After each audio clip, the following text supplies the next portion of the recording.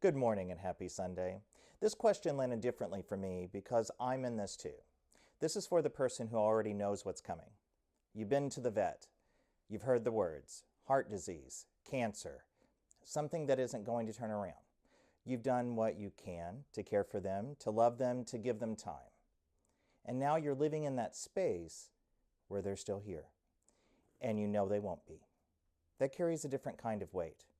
Here's today's question. Why am I grieving my pet before they're even gone? And how do I know when love means letting go? Thank you for trusting me with that because the question carries a lot. Part of you is still in the relationship. You're feeding them, holding them, talking to them, doing what you've always done. And another part of you is already grieving. That grief started way before the goodbye. This is grief in the same body, the same mind, the same heart that grieves any loss. The reason it hurts this much isn't because of the word pet, it's because of the relationship. For some people, this is the most consistent presence they've ever had. The one who stayed, the one who didn't judge them, the one who didn't ask them to explain themselves or be anything other than who they were.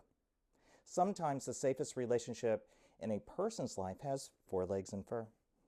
So when that starts to change, or you know it's going to, of course it hits like this. You're grieving the connection. Now here's where this gets harder. As you notice the changes, love starts to feel different. You're watching them in a way you didn't have to before. Are they in pain? Are they tired? Or they still have moments that feel like them? And right in the middle of that, something shifts. You start trying to hold on to it. You sit a little longer, you notice more. You take the picture, or you don't, but you stay there longer than you used to. You notice their scent in a way you didn't before. It doesn't fix anything, but you know this is changing, and you don't want to lose what this has been. I'm doing that too. I'm taking pictures, noticing the small things, and yes, doing this episode because a part of loving Cameron is finding a way to honor what they've been. And you don't have to find the perfect way to remember them. The way you're paying attention right now, that already is remembering. And this doesn't have to stay limited to you. You know it doesn't. You start to notice how many lives they've touched, family, neighbors, the people you see on the walks, even the other pets that know them. You can feel that circle starting to change too. That's part of why this feels bigger than expected.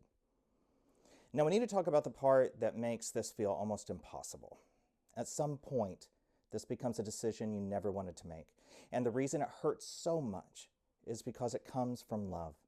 Your veterinarian will help you understand what to look for: pain, breathing, appetite, movement, quality of life. That matters.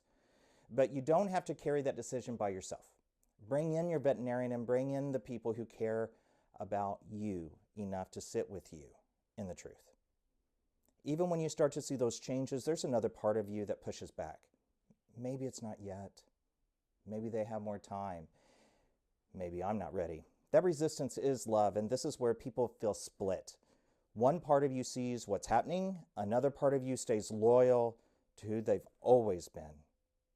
And then you're left with a question that doesn't have a clean answer. Am I holding on for them, or am I holding on for me? And if I'm being honest, part of me already knows that answer. That question isn't there to judge you. It's there to keep you grounded in a moment that is incredibly hard to face clearly. Sometimes the most loving decision is the one that asks you to carry the pain so they don't have to. And if you're already feeling this before the goodbye has actually come, that doesn't mean something is off. It means you're in a relationship that matters. And you're at a point in it that asks more of you than you ever wanted it to. And when this does happen, the grief that follows isn't separate. The grief before and the grief after is connected. People carry that in different ways. A friend of mine started a pet grief support group because he saw how many people were holding this and had nowhere to take it. But right now, you don't have to figure all that out. You just have to be here, right here. You're loving them while your heart is already trying to understand a goodbye it doesn't want. And if you're sitting there with them right now, already grieving, already watching, already trying to love them through what's coming, this is one of the hardest parts of love. Thank you for trusting me with this. If you want to share your story or send in a question for a future episode, you can send me an email to drshannon@kfvs12.com. And always remember, you are worth it. Lean into being the best version of yourself, one small step at a time. Happy Sunday.